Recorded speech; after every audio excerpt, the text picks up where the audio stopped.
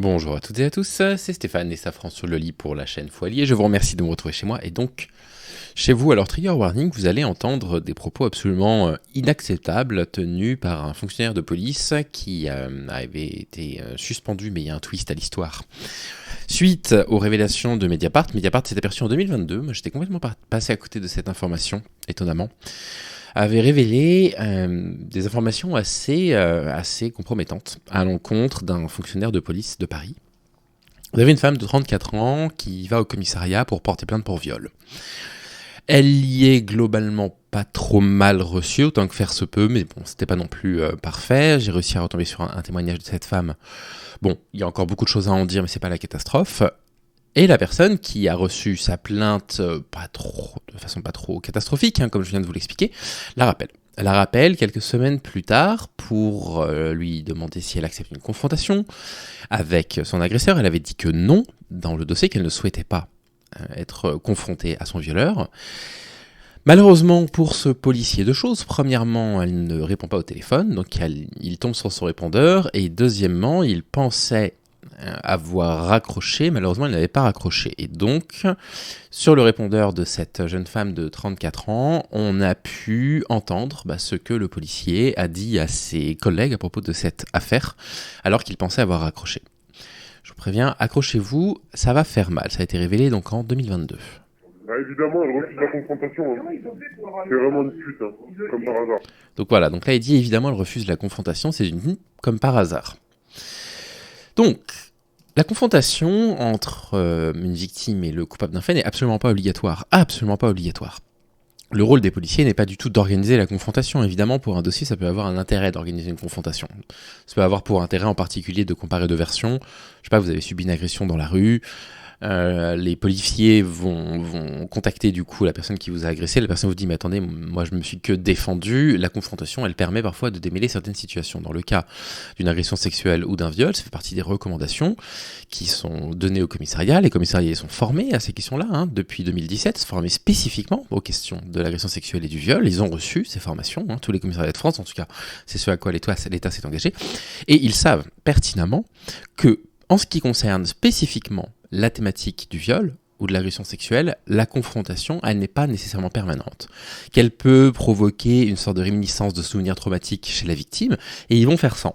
Et donc voilà, il l'appelle, il lui laisse un message pour lui dire qu'il faut qu'elle revienne au commissariat, parce qu'il veut la convaincre d'assister à la confrontation. Il termine le message, finalement, voilà.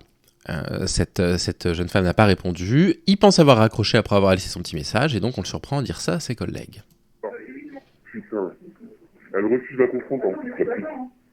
Comme par hasard. En fait, c'était juste pour lui casser les couilles, je suis sûr. Donc voilà, donc là on a une réflexion masculiniste de base. En fait, les femmes, elles s'amusent à aller inventer des viols au commissariat. Non mais c'est fou quoi.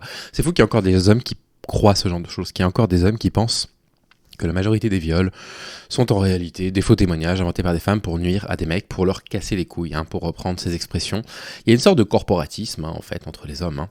Les hommes vont se protéger les uns les autres. Le problème de la question de l'agression sexuelle et du viol, c'est que la trace du crime, très souvent, elle a disparu depuis bien longtemps, depuis fort longtemps.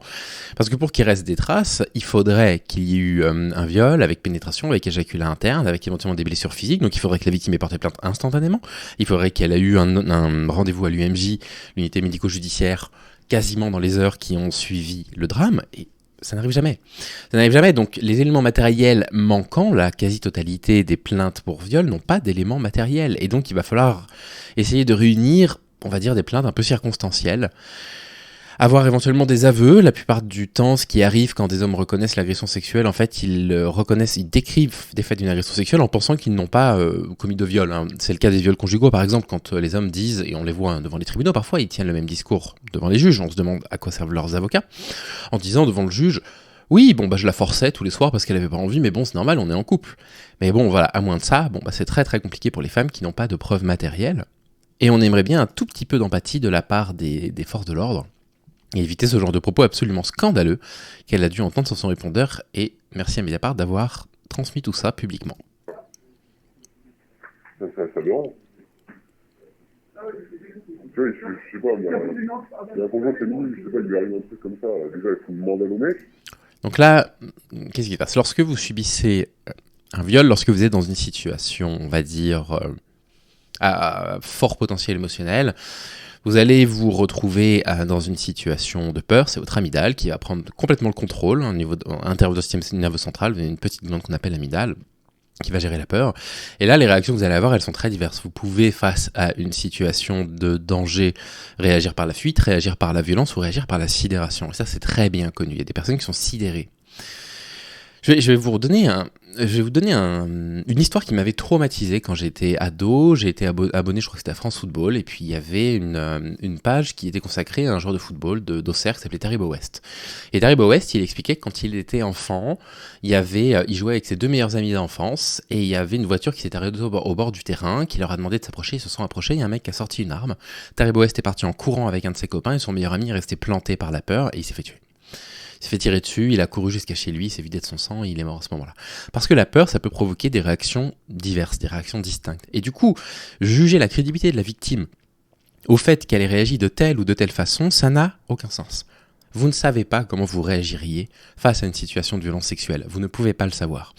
Et il est possible que vous réagissiez par de la sidération. Et il est possible qu'il y ait une forme d'amnésie traumatique qui se développe. Il est possible qu'il y ait toute une série de réactions. Et du coup, décrédibiliser la parole d'une femme qui a vécu un viol parce qu'elle ne s'est pas défendue violemment, c'est simplement faire preuve d'une incompréhension de la façon dont le corps humain fonctionne dans des situations de crise. Et après, elle va vouloir en fait une confrontation, histoire de lui couper la gueule encore plus sur l'émission, quoi. Putain, bah, c'est grosse pute. Voilà, donc on la réinsulte, c'est incroyable. Elle a subi un viol, elle se fait insulter. Bref. Donc, ce policier, il a été mis à pied. Pendant quelques mois, j'ai pas trouvé l'information. Moi, j'ai lu quelques mois sur Internet, je connais pas l'information exacte. Donc aujourd'hui, c'est évident qu'il travaille de nouveau. Le préfet de police a décidé de suspendre ce policier. Et on pourrait dire que c'est plutôt une bonne chose. Sauf qu'en fait, cette affaire-là, elle a été, la justice a été mise au courant depuis bien longtemps, la préfecture de police est au courant depuis bien longtemps, puisque l'enregistrement avait d'abord été envoyé à des enquêteurs, parce que cette jeune femme, elle ne s'est pas laissée faire. Et le préfet de police a choisi de ne suspendre le policier qu'à partir du moment où l'affaire a explosé. C'est-à-dire qu'à partir du moment où Mediapart en a parlé, sur ses réseaux, sur Internet, là enfin, le préfet de police s'est dit, il faut qu'on intervienne et on va le suspendre. Et je trouve ça dingue. Je trouve ça dingue qu'ils aient attendu aussi longtemps. Voilà, donc notre police, elle est horriblement mal formée encore à évidemment toutes ces questions-là. Nous, quand on a des victimes qui veulent porter plainte, on peine énormément à trouver des commissariats dans lesquels on a des bons retours. Et entendre ce genre d'histoire est dingue. Voilà pour aujourd'hui. Demain, je recommande l'épisode. Demain, on va parler de l'affaire judiciaire la plus folle à laquelle j'ai assisté puisque vous savez que je vais très souvent dans des tribunaux, au tribunal de Paris en particulier, pour y avoir des audiences au moins 1 ou 2 fois par mois. Je vous recommande vraiment l'épisode de demain, vous n'allez pas en revenir.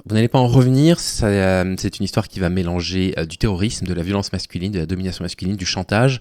C'est hallucinant, j'ai mis longtemps à vous en parler, ça fait maintenant à peu près 6 mois que j'ai assisté à l'audience et tant que rien n'était sorti dans la presse, je ne savais pas si j'avais le droit de parler publiquement de l'affaire. Donc voilà, c'est un des trucs les plus fous auxquels j'ai assisté de ma vie. On en parle ensemble demain. J'espère que l'épisode d'aujourd'hui vous a plu et que celui de demain vous plaira parce que j'ai mis longtemps du coup à le préparer. Sur ce, je vous souhaite de prendre soin de vous et je vous dis à bientôt. Salut les amis.